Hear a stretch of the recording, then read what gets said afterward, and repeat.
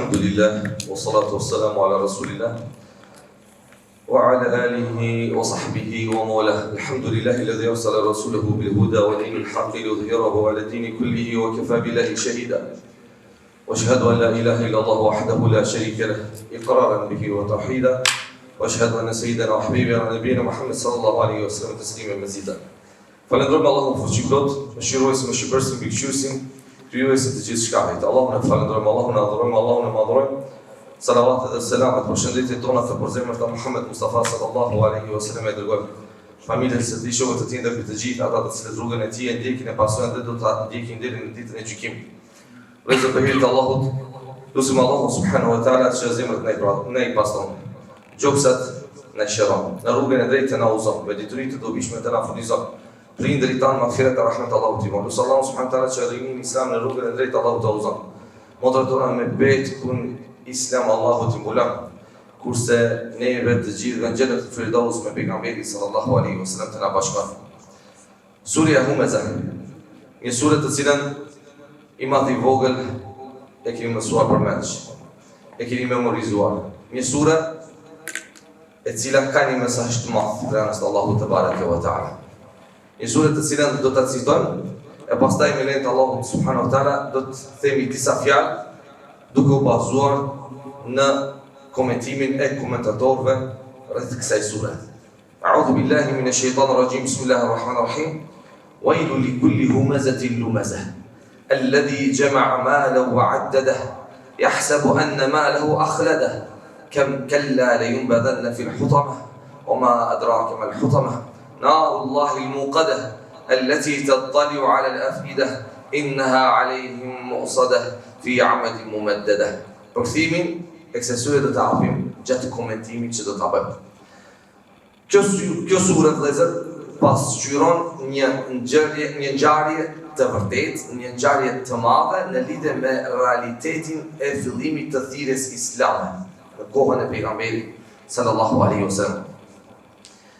Kjo suratul Humezah është sure mekase, duke ditur se suret në mekase dhe medinase.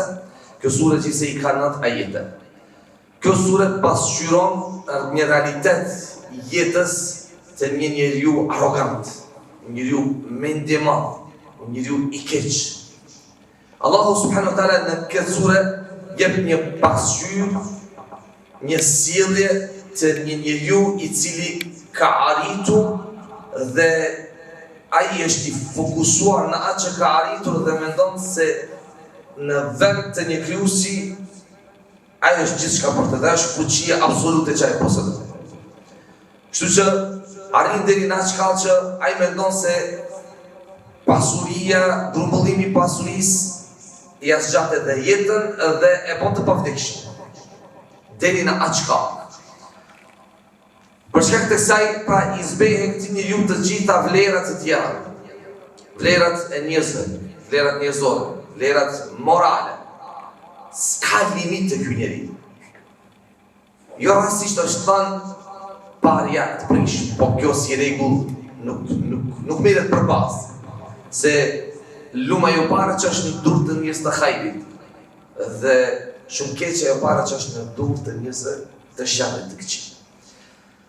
Ky njeri mendon se pasuria është fuqia e tij absolute, asgjë jetën e bën i pavdekshëm, më i fortë në këtë jetë, këtë botë, këtë dynja, që pastaj ai zhytet në një obsesion dhe ai të tjerët i nënçmon, të tjerët i përçmon, të tjerët i nënvlerëson, të tjerët i ofendon, dhe të tjerët sillet me një sjellje jo të mirë. Por gjithë kjo shkaku për shkak të asaj se ky ka arritur në aspektin material një arritje të madhe dhe mendon se gjithçka dhe se Zoti i tij është pasuria e Allahu Allahu. Allahu subhanahu wa taala në librin e tij famullar përmend me një ton të madh, të lartë e të ashpër, ku tregon gjendjen e keqe të këtij personi, të këtij individi, dhe tregon se çka e pret me të ardhmë këtë njeri. Dhe si Allahu subhanahu wa ta'ala do ta dënon këtë njeri. Pra në këtë botë, në këtë dynja, njerëzit Allahu subhanahu wa ta'ala i ka dalluar mes vetë. Edhe është e pakapshme, jo e logjikshme që të gjithë të ishin të një nivo, të një drejgje, të një grade, të një shkallë, qoftë atë në aspektin psishik, qoftë në atë në aspektin ekonomik, qoftë në atë në aspektin fetar, qoftë në atë aspektin të bukurisë, pra të fizionomisë, diçka e pa logjikshme, sepse jeta nuk do të ishte interesante. Edhe nuk do të ishte interesante jeta nëse të gjithë ishin të mirë dhe vetëm bënin vepra të mira. Po jo rastësisht Allahu subhanahu wa taala ka krijuar xhenet e xhenem. Të cilin xhenet dhe gjithçka ka në të Allahu subhanahu wa taala ka përgatitur për banorët e xhenetit. Dhe xhenemi dhe gjithçka që ka në të, Allahu subhanahu wa taala ka përgatitur për ata të cilët do të jenë meritor, për këtë vend Allahu na ruaj nga zjarri i xhenemit. Cilët janë arsyet e zbritjes së kësaj sure? Pse Allahu subhanahu wa taala ka zbritur këtë sure? Janë disa transmetime.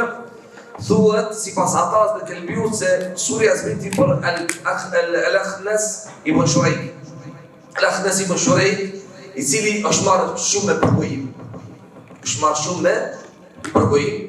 E veçanërisht e shumë e ka përgoju pejgamberin sallallahu alaihi wasallam. E pa shkak të kësaj Allahu subhanahu wa taala ka zbritur këtë sure. Kjo sure normal është e shpallur pas surës Qiyama. Transmetim tjetër thuhet se thot Mukatili se Allahu subhanahu wa taala këtë sure ka zbritur për Walid bin Mughira, që e ka përqeshur pejgamberin sallallahu alaihi wasallam. Se këtu Allahu subhanahu wa taala në këtë sure flet për përgojuesit, për ata që përqeshin të tjerët, i përvuzin në çmojnë të tjerët, dhe për ata që vetëm numrojnë pasurinë e tyre pa përdorur pasurinë e tyre si duhet dhe ku duhet. Pra sipas Mukatilit, ka zbritur për Walid bin Mughira që ka përqesh pejgamberin sallallahu alaihi wasallam pas shpine dhe ka sulmuar në fytyrë. Sipas Muhammed ibn Ishaqut, ka zbritur për Umej ibn Khalaf. Si të qoftë transmetime të ndryshme, por ka të bëjnë me njerëz të cilët kanë përqeshur, kanë përgojuar. A përqeshim, a përgojojnë? Pra dije se kjo sure nuk ka të bëjë vetëm me ato njerëz të cilët për shkak të secilëve ka zbritur kjo sure. Kjo sure ka të bëjë me të gjithë ata të cilët përgojojnë dhe përqeshin. Dhe kjo sure nuk ka zbritur vetëm për njerëz të për një person që ka bërë këtë dhe të tjerët mundet të përgojojnë dhe të përqeshin. Pra kjo sure ka zbritur edhe për ne që përgojojnë me që përqeshin. E çka thot Allahu subhanahu wa taala në këtë sure? Për të gjithë ata që përgojojnë e përqeshin dhe për të gjithë ata të cilët vetëm qëllimi final është grumbullimi i pasurisë, vetëm duke u enuruar po pa shfrytzuar që e cek Allahu subhanahu wa taala.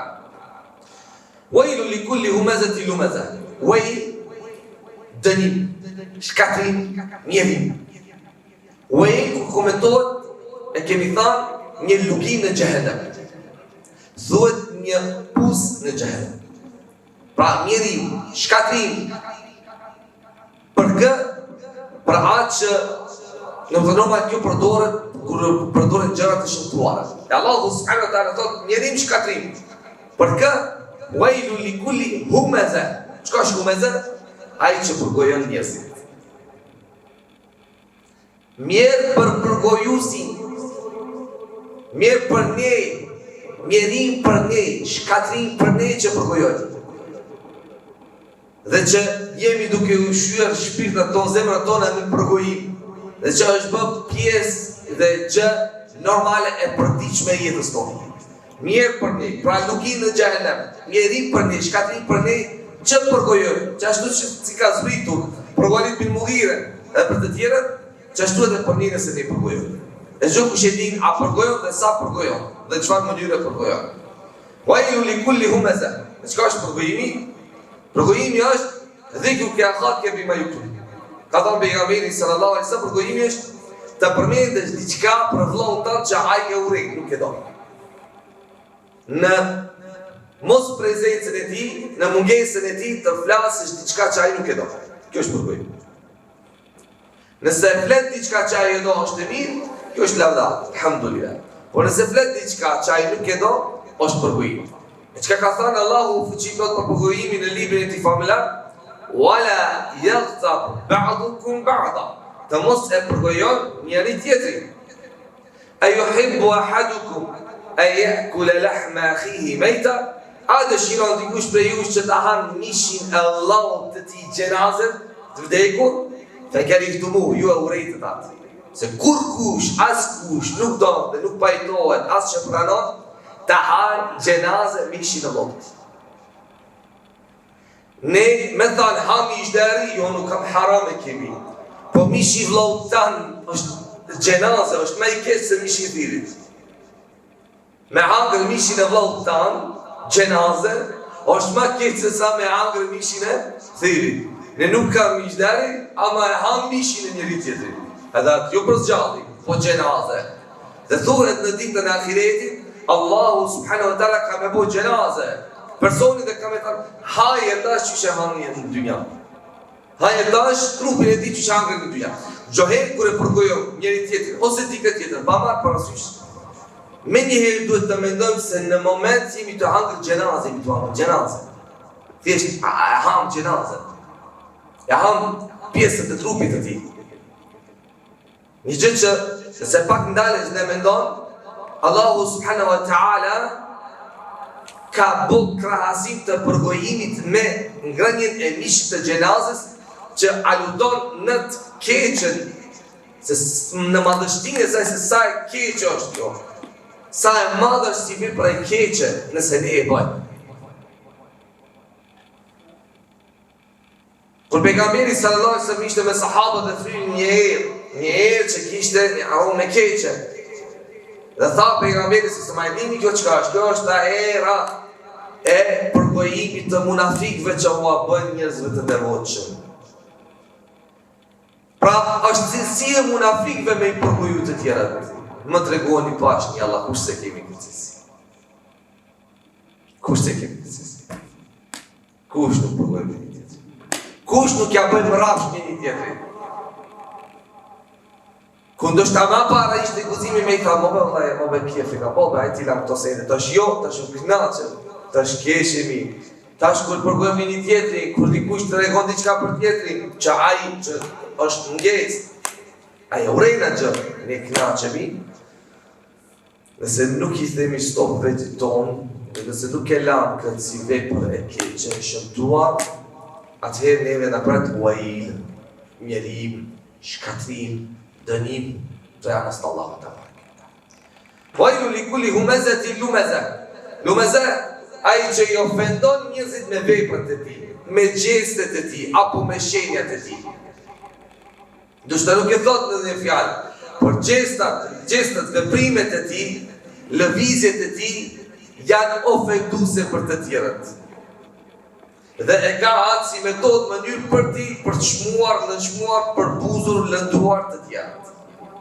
Uaj, mjerim për atë, shkatrim për atë, që e ka këtë si pjesë e përdiqme të jetës të ti.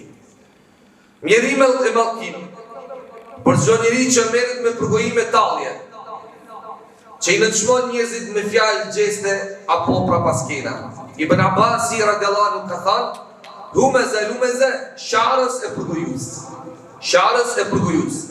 Rabi ibn Anesi, lumeze ka thënë, kër e ofendon dikë në ftyrë, lumeze kër e përgojon prapa shpine. Si pas një transmitimit e të nga Ibn Abbasi, është ai që përhap thashje thejme dhe nëzit përqarje mes njerëzve.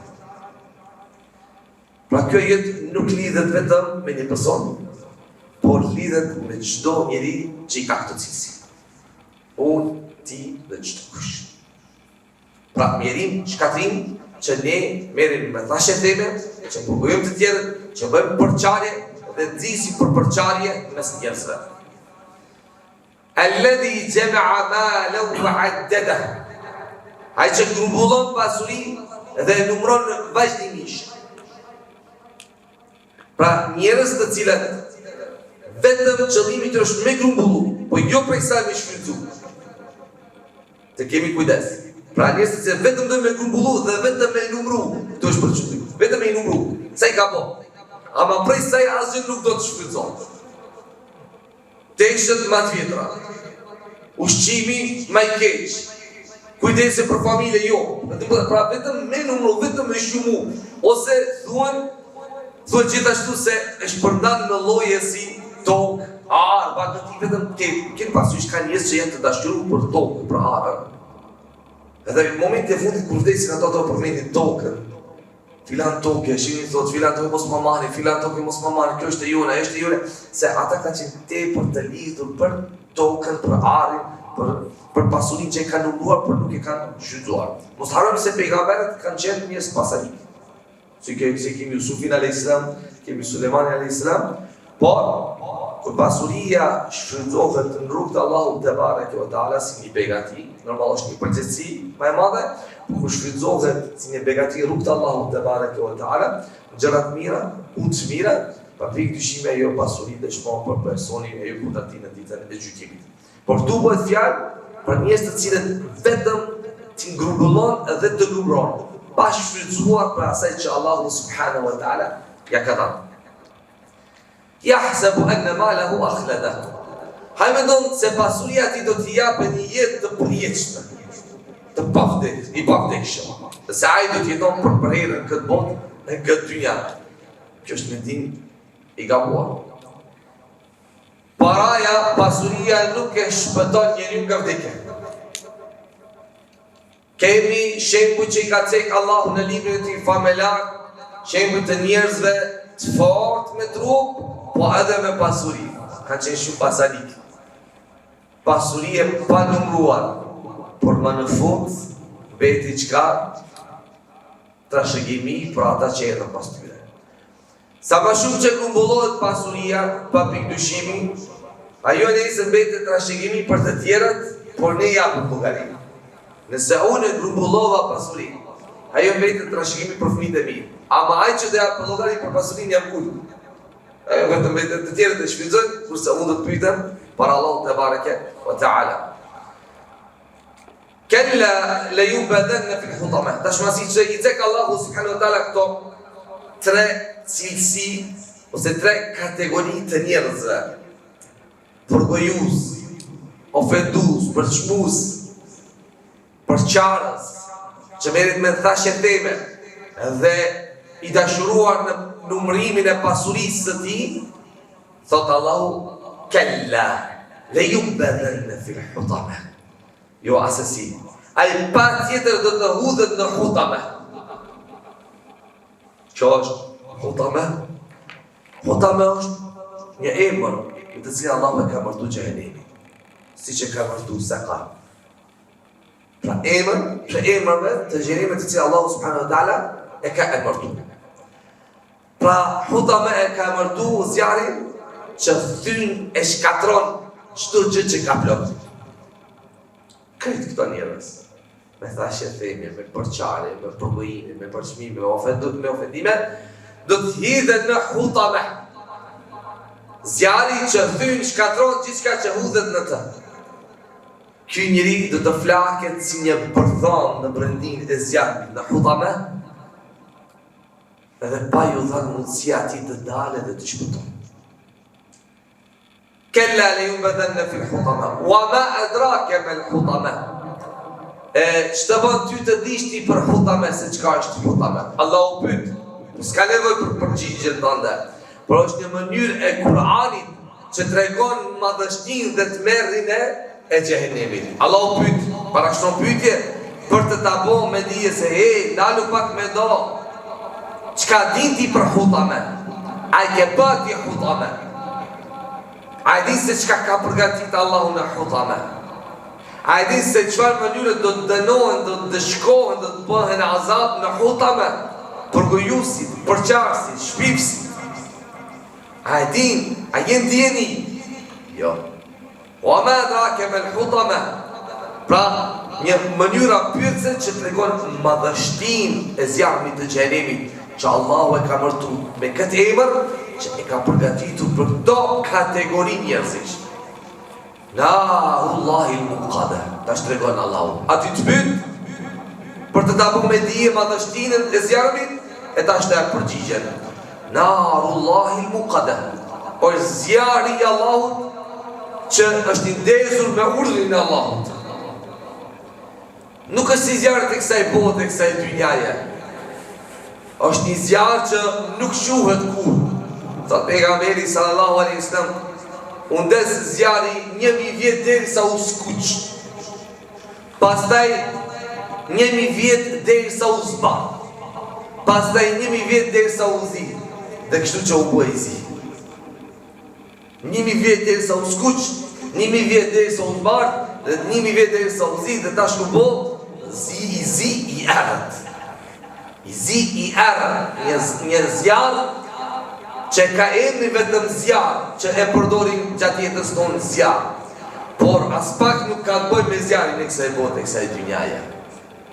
Ka të bëj me një lloj zjari tjetër që Allahu ka përgatitur për trupat e mëdhej të banorëve të xhehenemit, me lëkura të trasha, për ta shijuar sa më shumë azabin, dënimin, dëshkimin e merituar për shkak të veprave të atyre të vepruara gjatë jetës së tyre dhe kundërshtimeve të mëdha që ja ka bërë Allahu te bareke ve teala. Narullahi al-muqaddah allati tattali'u 'ala al-afida, i cili zjarr deputon deri në zemër. Dënimi i këtij zjarri prek thellësinë e shpirtit të njeriut. Jo vetëm trupin, ta ka djeg trupin deri në thellësinë e shpirtit. Allati tattali'u 'ala al-afida, afida janë zemër, që arrin deri në brendin e zemrës, deri në shpirt. Disa dietarë kanë thënë se kjo nuk kupton se ai i cili meriton do të digjet duke treguar një dënim të veçantë për secilin.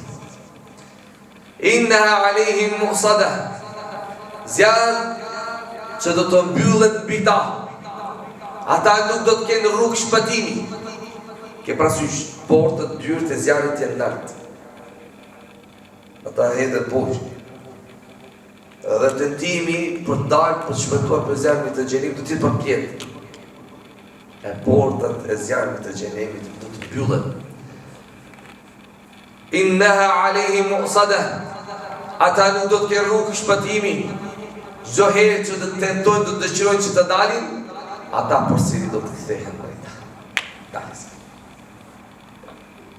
Ta hubet xheneti dhe një njeri i mençur a pajtohet me fituri gjithë këtë dënim që Allahu ka përgatitur për njerëzit e këqij, për një çrënim, për një disa minuta epsh, për një mëkat, për një gjuna.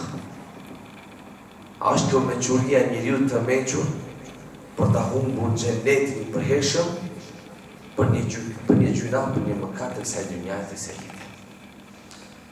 Fi amadin mumaddada, të lidhur me shtylla të gjata, që tregon dëshmon se do të jenë të lidhur me zinxhira. Për kush? Shpifës, përgujus, porçars, të dashuruarit për numrimin e pasurisë pa shfrytzuar rrugën e Allahut. Të lidhur në shtylla me zinxhira, të prangosur me zinxhir dhe dyert e zjarrit do të mbyllen mbi ta, duke u vulosur plotësisht se këto ta humbin për shpresën e tyre. Do mos kenë as pak shpresë për dalje prej këtij vendi. Do më thënë, ta humbin më shpresën definitivisht se nuk ka shpëtim prej këtij vendi. Pak kur ti dëgjon këto fjalë, si besimtar, si musliman, i prekin zemrën tona se vdekja na pret. Jeta kalon, jo brishkut. Gjunaha e plot, ibadet hiç. Përkujime plot, nënçmime për shpime plot, ofendime plot. E pastaj shpresojmë në mëshirën, mahfiretin, faljen e Allahut te bareke ve teala. Lezat. Pra dije se xhenemi nuk është i përgatitur vetëm për pabesimtarët hipokritët. Xhenemi në kategori, në shkallë, ose themi për të poshtë në drejgje, ku në të cilin do t'jene dhe mëkatarët, gjunahçarët, besimtarët, muslimanët. Varësisht sipas gjunaheve të atyre, dhe për kohëzgjatin e tyre, për vetë kohë qëndrimin e tyre në xhenem, e di vetëm Allahu te bareke. Vetëm Allahu subhanahu. Nuk bëhet fjalë për një ditë, nuk bëhet fjalë për 1000 vjet, bëhet fjalë për miliona vite. Bëhet fjalë për miliona vite. Besimtari i devotshëm, i drejtë, i mençuri, nuk e humb ahiretin nuk e humb xhenetin për një çështje të kësaj dynjaje. Nuk e humb xhenetin për një gjunah, për një mëkat. Nuk i humb të mirat, begatit që Allahu subhanahu wa taala ka përgatitur në xhenet për banorët e xhenetit, për xhenetlit. Çdo herë kur shejtani do të na ngacmon siç na ka ngacmuar, kur të na shtyr siç na ka shtyr për herë për ta mëkatuar Allahun, të mundohemi së paku të ndalemi dhe të mendojmë, së paku të mendojmë të ndalemi. Cilat janë frytet e këtij mëkati? Çka do të fitoj nga ky gjuna? Efshin do ta kënaqi. Efshin 1 minutë, 5 minuta. Pastaj çka ndodh? Çka më pret? Çka nëse gjunahi, ky gjuna është vepra ime e fundit me të cilën do të takoj Allahun te bareke ve teala. Thirrje për mua, për ju të gjithë. Shmangemi për gojimit. Që është gjuna për gjunave të mëdha. Të shmangemi shpifjeve, në çmimeve, ofendimeve, para se të flasim, para se të bëjmë një gjest në veprim. Mirë është të mendojmë. Mirë është të mendojmë për shkak se kemi 2 krijesa, 2 engjuj që pandërprer janë me ne së bashku dhe regjistrojnë veprat tona, fjalët tona, çka themi, çka bëjmë. Mos të vjen nesër dita kur do të bëhemi pishman për jetën tonë, si e kemi kaluar, si e kemi jetuar. Kur atëherë do të jetë vonë gjithçka dhe kthim prapa nuk. Është momenti ku ende mundësia ekziston për pendim për tauba. Për të kthyer tek Allahu subhanahu wa taala, për të shmangur harameve, gjunave dhe për shtim të sevapeve, veprave të mira, adhurimeve, vetëm për të arritur razin, knatësinë e Allahut te bareke ve teala. Nusë Allah subhanahu wa taala që zemrat ne pastron, nusë Allah subhanahu wa taala që gjunahet ne fal, nusë Allah subhanahu wa taala që në rrugën e drejtë na drejton të na uzon, me dituritë të dobishme të na furnizon, varret tona kopsh për kopshteve të xhenetit, Allahu na e bën. Jannatul Firdaus me Muhammedin sallallahu alaihi wasallam na bashkon wa akhiru da'wana alhamdulillahi rabbil alamin.